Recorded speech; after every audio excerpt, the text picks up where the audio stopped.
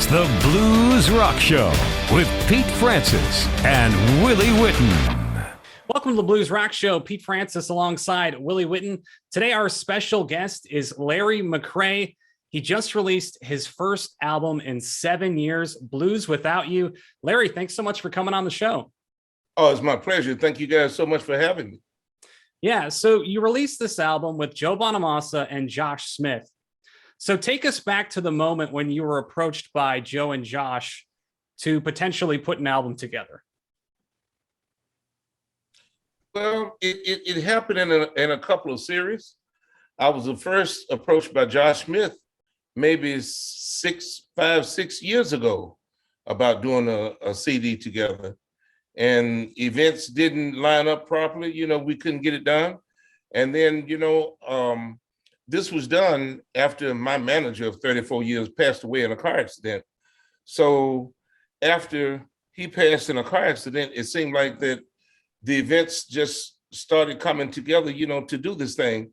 It feels as though one door was closed and another door was open.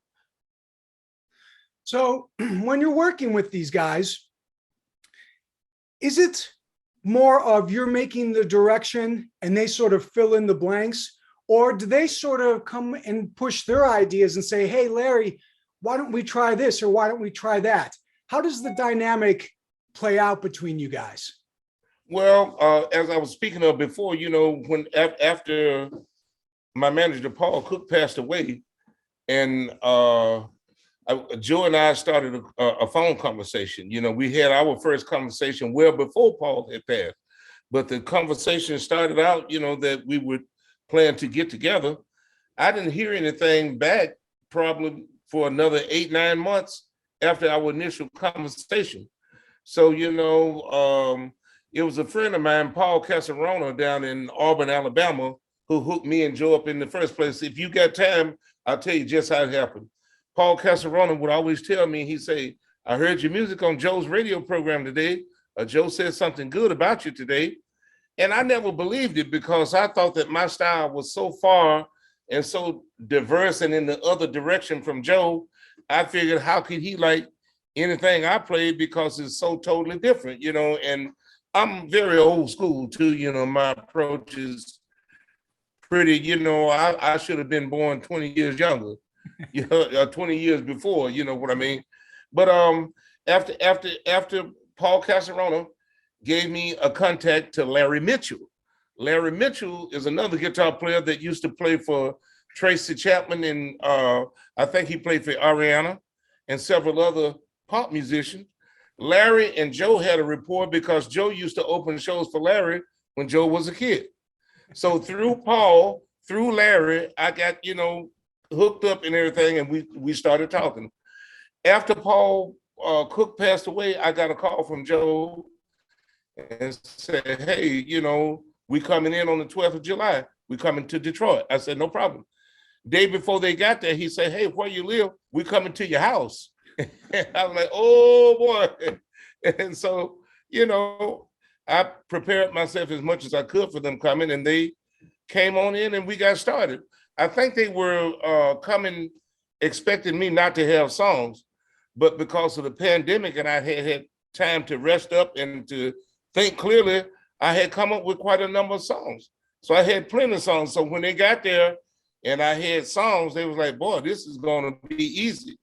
Because I think they came with the intention of having to write and come up with songs, and I already had them.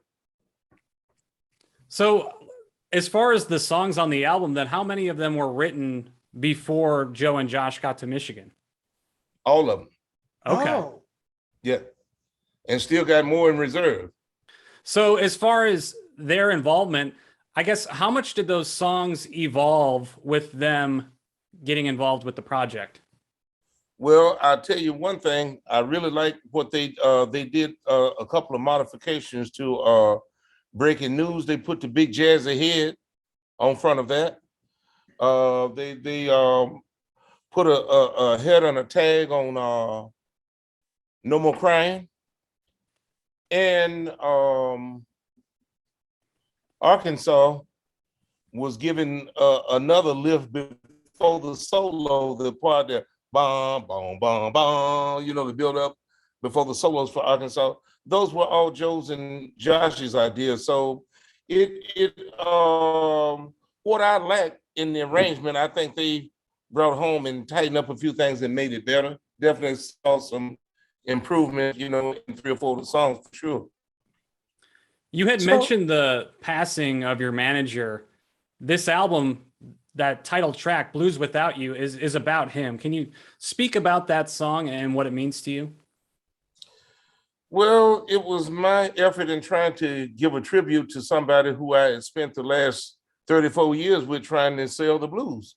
I mean, that was his primary endeavor, and that was his life pretty much. He lived for the blues. And, to have to continue without it, this blues is dedicated to you. My whole career had been spent with this man, and now, I find myself having to go on without you. So it's self-entitled. It pretty much explains it, right there. This is my tribute to him, that he can't be here and witness the good things what are happening right now. When you write songs, Larry, do you tend to really only take stuff from your personal life, or sometimes do you project? And what I'm asking is, sometimes do you sort of put on a persona to write these songs, or do you write them in a way when this is all about really your experiences and your feelings? I write about my experiences and my feelings, and I try to leave it open enough to where that, I don't personalize it with names or individuals that way, but I leave it open, just as I lost my friend and comrade, and all the time we had spent. Well, that could be you or the next man or the lady around the block. That could be anybody. That's just part of life that we have to learn to deal with when we're hit with the experience. Jamie Warden wrote the review of this album for Blues Rock Review, and he called it a career-defining album for you. Do you feel that this is a career-defining album for you? Well, I'm hoping that it changes some things, but I definitely don't feel that, this is the end of the line for me. I feel I have a lot more to offer, and that, this is the first time that my music have ever been heard on this scale, to reach this many people. When you say that, it's interesting because from everything I see out there, a lot of albums are released and there's not a lot of fanfare, or if there's fanfare, it's maybe more subdued. But on social media, on Instagram and Facebook, your fellow musicians cannot stop talking about this album. How does it make you feel to know that you are so important to some of your fellow musicians?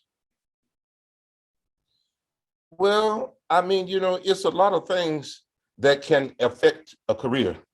And unfortunately, my profile fit a lot of things that that had an extra dose of adversity administered to it. So, I mean, I'm never one to talk about race or color or anything that affects things. And I definitely hate to play the race card, because I come from a situation, I come from hard work, and I came from intensity and intent. And I know that, nothing comes for free. So I was always satisfied and content with the fact that, okay, the way I look at it is this, that to me, the greatest blues players of all time of my generation, and I'm 62 years old, were B.B. King, Albert King, Freddie King, and Albert Collins, along with other people such as Luther Allison, Earl Hooker, the list of names can go on and on. But if they got the same treatment that I got or worse, and they were the greatest, then it made me realize that, my trek might have a little bit of adversity and things to overcome as well. So that was the only thing that kept me going. But I thought within myself and knew a long time ago that I had talent for blues music. I don't try to be anything that I'm not, but I was born and raised in the blues. So who better than me? But then who worse than yourself to try to promote yourself and say, oh, I'm good. And, people don't like people that are full of themselves. So it have always allowed me to be humble. I've always tried to be humble. And although my musical career didn't take off, I knew what was going on. I could see it. And I knew that I was better than a lot of people that were out there that were successful. But it don't make no difference what you think about yourself. It matters what your listening audience think about you. And if you haven't found your acceptance with them, if the people haven't exonerated you in your career by bringing you up, then it's not your turn. But it was never, a question in terms of the talent. I knew it, but I couldn't see it. And I couldn't, I mean, even now, I feel that I'm okay, but it's a lot of talented musicians out there and a lot of great guitar players and much greater than me. I feel that my gift is the whole package. Is playing and singing together highlights what I do the best. But am I the greatest singer? No. Am I the greatest guitar player? No. But I think together I have a strong product. I think that the two of them together is at least strong and, to a good quality level. Yeah, Larry, about a decade ago or so, I got a chance to actually see you live at Kingston Mines in Chicago. And when you were there, you played the song Soulshine. And a lot of people might not know that you were actually the first artist to record that song. It was written by Warren Haynes. What's your relationship with Warren Haynes? How did you two originally connect? Well, during the time when I did my second record, Delta Hurricane, which is the album that the Soulshine song was on, I had my manager, Paul Cook, at the time, had reached out to Doc Fields, which was Warren's manager at the time. We were looking for songs. And so I had 4 90-minute cassettes of nothing but fully album quality produced records or songs. And Soulshine was one of the songs on there. Well, also the song Heartaches with Nichols, Maydale's, Who to Believe, Before the Bullets Fly. I mean, just several songs on there that later became to be Allman Brothers songs. I had access to them probably 8 or 10 years before they ever did any of those songs. But because my popularity and my artistry was not at the level theirs was, everybody thought that when the song came out that they were the original artists, which Warren was. But I mean, he permits me to put out the song way earlier. And I asked him, I said, well, how come you guys didn't do this record? All the songs were fully produced. They were album quality when he gave them to me. And his response was, well, I've been trying to get Greg to listen to it. And I guess he couldn't get him to listen to the song, or he hadn't come around to it at the time. But years later, after we had released the record, Warren and Alan Woody, his bass player at the time, were in the bus and they were listening to Soulshine. And Greg heard the song and he said, who is that? And he told him, he says, Larry McCray. He said, I've been trying to give you this song for years. And so he finally heard it and they cut it afterwards. And the funny part about it is that after, I had been doing the song already 5 or 6 years before they put it out. So after the Allman Brothers put it out and I would do it, they say, you're doing an Allman Brothers song. And I'm like, yeah, but we put it out years ago. So people really probably didn't believe me or something like that. But, it was the truth and that's the way it happened. So that's how it happened, That's funny because when I was in Chicago that night and I discovered you, I thought that you were doing a cover, but it wasn't actually a cover. No, it wasn't in that respect, but I always let people know, if they ask me about the song, no, I didn't write the song. I wish I had, it's a great song. But that was Warren Haynes and just one of the many songs that I listened to from him that, I chose that one to record. So you've mentioned at the beginning of this that not only had you had the songs prepared when Joe and Josh came up into Detroit, but it sounds to me like you've got more. So I guess I'd ask this, Larry, what is next for Larry McCray? Well, I'm gonna, this particular record will be out 2 weeks this coming Friday. So, I mean, it's still new and things are settling. I'm hoping that it bring about some changes, but I want to be prepared and ahead of the game next time. So I already have many tunes left over and I'm writing more tunes. I mean, I was on the road for 34 years with no break up until the pandemic. So the pandemic actually saved my life because my body was pretty tired, from your 30s all the way up to your 60s and never having a break in between. That was a long ride, man. And I really had started feeling it in the last days. And I think if I hadn't had a chance to come off the road for a while, it might not have been so good for me. Well, Larry, before we let you go, I want to ask you about one more track on the new album, Down to the Bottom. And that track features Warren Haynes. It's a very powerful song. Can you tell us about the inspiration behind that one? Well, I was just sitting up at home one night thinking, and I really have a love for country music. I was born in Arkansas I was born in 1960 in Arkansas, in the backwoods of nowhere, where the country music was very prevalent at the time. I come up listening to Johnny Cash, Dolly Parton, Porter Wagner, Speck Rose, Grandpa Jones. I watched Hee Haw along with, several Conway Twitty. I was a big Conway fan, so I have always loved country music. And my idea or intention for country music was to have a delivery such as Ray Charles, what Ray Charles did with country music. And in my opinion, there's really been no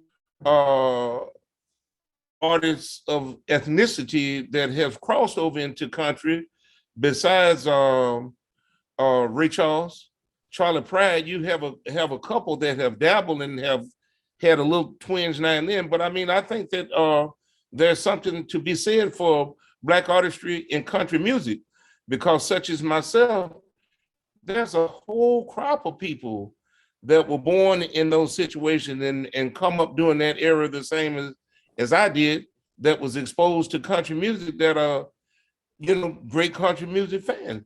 But, people wouldn't know that, but, it's a lot of those people. It's a whole generation of those people. And I think that there's a spot for that if somebody would be open enough to give it a shot. You know what I mean? To give it a shot. So I love, long story short, I love country music.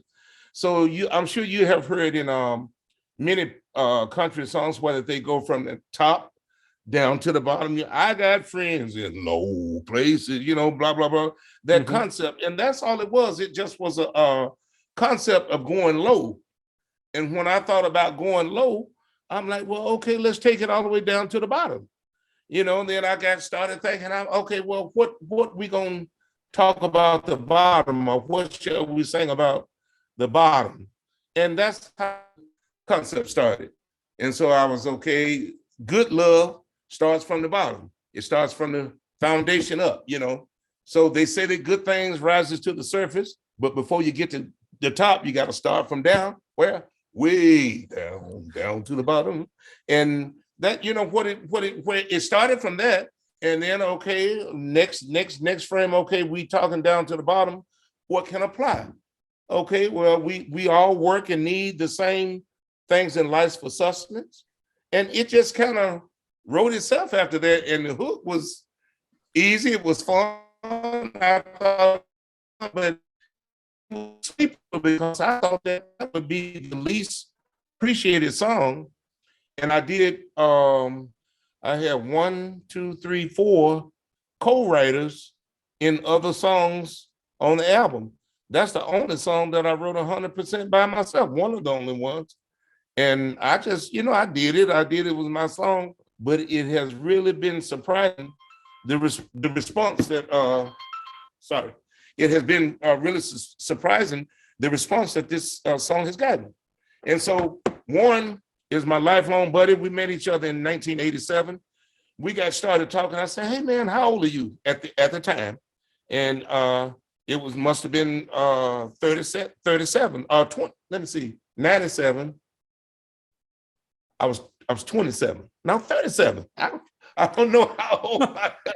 But anyway, however old I was, we got talking. He told me his age, and his age was the same as mine. I said, oh yeah. I said, what month you born? Same as mine. I said, what day you born? He said, April 6th. I said, you BS, you know. I said, you kidding me? I don't know if I can say that on this cast. You're good. I said, you bullshitting. I said, I don't believe it. And then he said, why is that? Because I said, I'm on the same everything except I'm 1 day older than you. So we both were born 1960, April. I'm born April 5th. He's born April 6th. And I feel that Warren and I have a very kindred soul. I mean, he's a country boy. I'm a country boy. He's easygoing. So am I. He loves music, the guitar. He loves the blues. It just was a friendship that needed to happen. I'm very happy to have met him, and we've been friends and close friends ever since. And I'm sending shouts out to him right now. I'm sure you heard what happened with him and postponing the tour. Yeah. So I was in Katona about a week ago, going on 2 weeks ago, and I reached out to him to see if and I wanted to try to hook up with him. I was touring with Devin Allman out in that area a couple of weeks ago, and I called him. He said, man, I'd love to see you, but I'm down in Costa Rica with my family. I said, okay, no problem. Enjoy yourself. I'll see you sometime next time in the neighborhood. A week later, they called me and told me he had fell and broke his shoulder. I couldn't believe it. I just hope that it's not his left shoulder, because 30, 40 years wearing that Les Paul will really feel like a big weight on your neck, you know what I'm saying, after wearing it for so long. And I hope that after his recovery that, he don't have problems playing or wearing a guitar or anything. It's a strange potential at this time and age in life for people like him and I. Yeah. Well, Larry, we really appreciate you coming on the show. The new album, Blues Without You, is available now. Any final thoughts before we let you go?